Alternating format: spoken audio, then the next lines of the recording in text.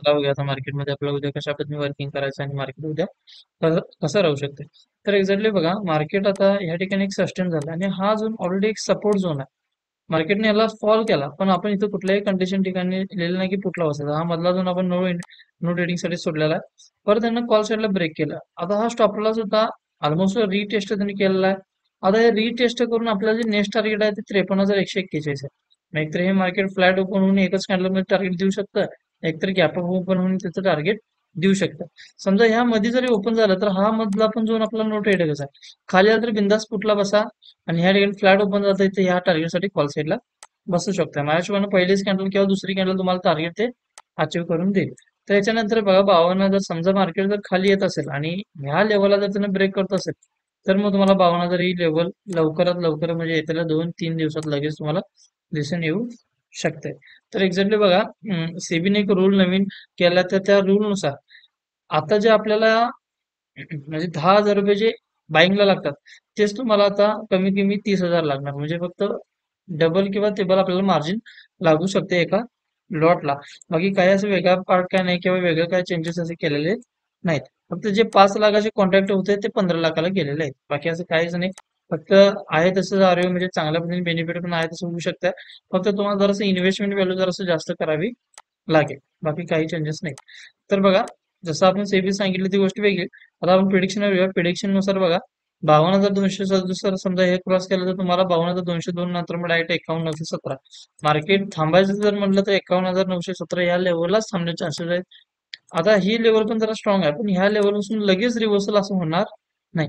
एकतर बऱ्याच वेळा इथे 2-3 तास मार्केट सस्टेनेबल साईड वेज होईल. ट्रॅप पण बऱ्याच वेळा कळलं आणि मग तिथून एक रॅली वन साईड रॅली इथं होऊ शकते. पण आता लक्षात घ्या की ही झोन जर त्यानं ब्रेक केलं तर लवकरात लवकर 52,000 ही लेवल आपल्याला दिसून येऊ शकते. त्यानंतर आपण बघूया निफ्टीमध्ये कशा पद्धतीने वर्किंग करायचं आणि निफ्टी कसं राहू शकतं. तर एक्झॅक्टली बघा, निफ्टीमध्ये पण आपल्या ज्या लेवल्स होत्या एक्झॅक्टली आपण त्याच्या परवा दिवशी डिस्कशन केलं की सोमवारी मार्केट गॅप ओपन होईल. पण त्या दरम्यान जरासं गॅप ओपन झालेलं नव्हतं. तर त्याच दरम्यान मार्केटने काय केलं, गॅप डाऊन ओपन केला. तो आपला एक रिझल्ट जरासं म्हणजे ती गोष्ट आपण जी बोलली जरासं फेल केली. पण त्या फेल नंतर ज्या लेवल्स होत्या त्या लेवल ऍक्युरेट वर्किंग केल्या. पण त्याच लेवल नंतर आपण काल पण एक व्ह्यू मानला होता की मार्केट इथून जरा सपोर्ट येण्याचे चान्सेस होतं आणि मार्केटनं बऱ्यापैकी फ्लॅट ओपन करून जरा सपोर्ट येऊन टॉप साईडला गेला. आता हा आपलं जे म्हणजे पूर्ण हा जो डाटा आता चेंज आहे, पण त्यावेळेला तुम्ही जर बघितलं तर हा सपोर्ट झोन आपल्यासाठी होता आणि सपोर्ट झोन मार्केट तिथपर्यंत गेलेला आहे. आता एक्झॅक्टली जो सपोर्ट झोन आहे तो हा झोन आहे. मार्केटनं हा झोन ऑलरेडी ब्रेक केला तर बघा, ऑलमोस्ट स्टॉप लॉस हाय. जो पण हा स्टॉप लॉस हिट होत नाही तो पण तुम्ही पुटला अजिबात ट्रेडिंगला बसायचं नाही. आधी मध्ये अजिबात पुटला इथं हात लावू नका. जर तुम्हाला पुटला घ्यायचं म्हटलं तर एकतर 25,979 ला घ्या, नसेल तर 25,743 ब्रेक केल्यावरच तुम्हाला पुटला एंट्री घ्यायची आहे. या ठिकाणी मध्ये आधी जे पण तुम्ही ट्रेड घेणार ते बऱ्यापैकी जरा कॉल साईडलाच असायला पाहिजे. समजा मध्ये तुमचे एक लेवल्स असेल, तुमचे एक स्ट्रॅटेजी असेल किंवा काही कन्सेप्टच्या हिशोबाने तुम्ही जर ट्रेड घेतला तर ते सीलाच असू दे. ह्यामध्ये सहज जर असं पीला कन्वर्ट करू नका. ओके. अजून एक सेबीचा रूल आला. सेबीचा रूल असा आहे की एका वीक मध्ये एकच एक्सपायरी पाहिजे. मग एनएससी ची एकच असेल आणि बीएससी ची पण एकच असेल. म्हणजे एका वीक मध्ये दोनच एक्सपायरी असणार. एकतर गुरुवार किंवा शुक्रवार या दोनच दिवस एक्सपायरी असण्याचे चान्सेस आहेत. त्या गोष्टी कधी अंमलात येतील ते अजून आपल्याला कल्पना नाही. पण लवकरात लवकर माझ्या हिशोबाने पुढच्या 1 तारखेपासूनच त्या गोष्टी होतील. आता काय लगेच होणार नाही. नंतर झाले तर एकतर मग 10 किंवा 15 तारखेच्या पुढे होऊ शकतात. ओके.